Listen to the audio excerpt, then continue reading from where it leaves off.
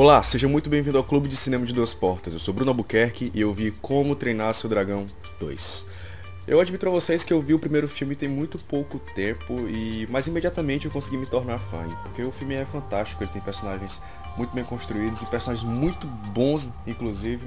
As piadas são todas colocadas no lugar e no final a grande mensagem do filme é bastante original. Então foi anunciado o segundo filme e eu não fiquei exatamente muito animado, principalmente porque eu comecei a não criar expectativas para nenhum filme que eu assisto. Então eu fui assistir o segundo filme sem nenhuma expectativa e eu até me surpreendi porque é um bom filme, porém ele tem probleminhas. Para começar, o filme é muito bom e ele tem os mesmos pontos positivos do primeiro filme, que são os personagens fantásticos e eles são incrivelmente simpáticos, o que cria já instantaneamente uma empatia com o público. E eu geralmente fico muito feliz quando o filme se propõe a fazer isso, porque você nota que o filme tem a vontade de não só contar uma história, mas de também fazer o público se sentir bem com a história que ele está assistindo.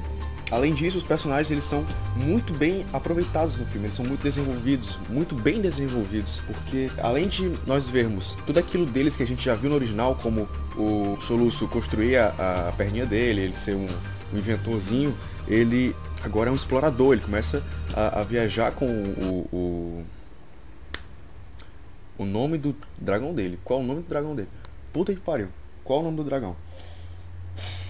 Do Banguela. Ei, Banguela. Ele começa a viajar com o Banguela, eles começam a explorar território, eles começam a desenhar um mapa do mundo deles, isso é muito divertido.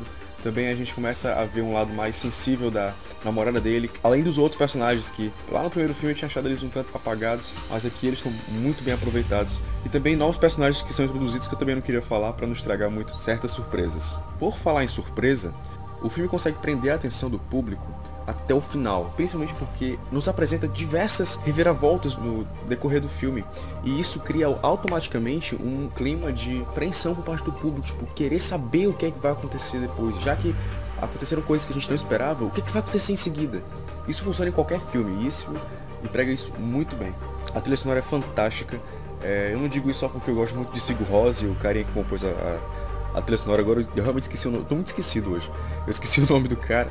Ele é da banda, eu gosto muito. E é incrível como ela se encaixa perfeitamente com a temática Viking. Porque o cara é islandês também, né? Eu não sei se a Islândia é perto do Viking. Enfim. E o bom humor do filme, eu acho que é o principal. Ele é muito bem humorado. Ele faz piadas maravilhosas nos momentos certos.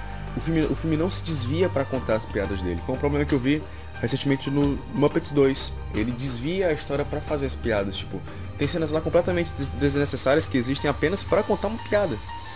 E nesse filme não, esse filme ele caminha retinho, ele funciona muito bem, mesmo com as piadas, ele não desvia do caminho dele principal para contar as piadas, então elas fluem naturalmente. Tem uma referência a Magic, eles não falam nada relacionado a Magic, mas aparece um gordinho nerd consultando cartinhas de um jogo. Então, quando eu olhei, caralho, isso aqui é referência a Magic, então os fãs de dragões de Magic vão gostar muito. E também tem um negócio muito interessante no filme que eu não lembro de ter visto isso no primeiro, mas no segundo eu percebi muito.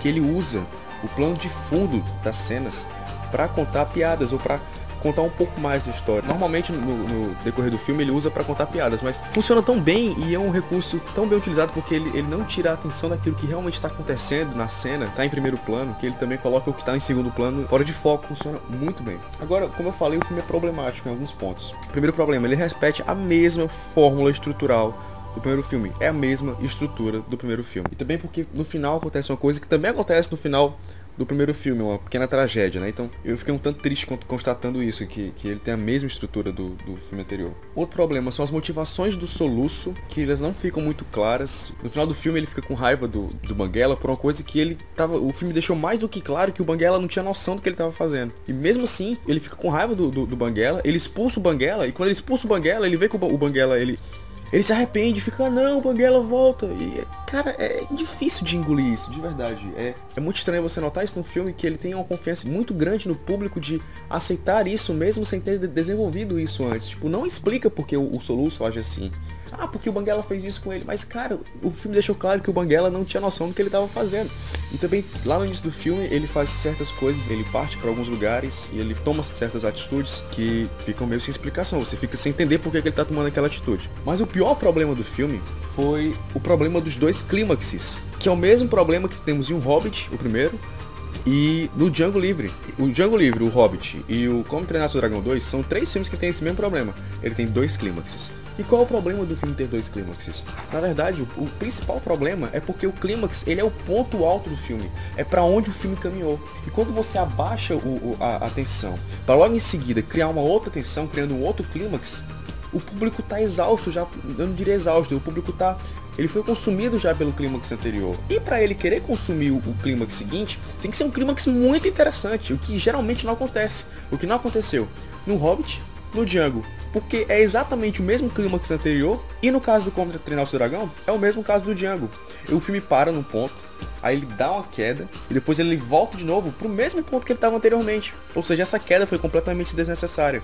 O filme podia ter partido daquele ponto pro outro numa reta, mas no caso do Django e no caso do Como Treinar Seu Dragão 2, ele preferiu fazer uma curva ao invés de ir reto. Porém, o filme tem muito mais pontos positivos do que pontos negativos. Então vale a pena assistir no cinema, é um filme muito bom, muito divertido. E é isso, obrigado mais uma vez por terem visto esse vídeo. Não se esqueça de se inscrever no canal para receber mais críticas como essa, explicações e análises de outros filmes. Não se esqueça de se inscrever, não se esqueça de dar o joinha, a sua opinião é muito importante. E se você discordou de mim ou se concordou em tudo, eu não sei, comenta embaixo, eu quero saber o que você achou do filme. Abraço e vida longa ao cinema.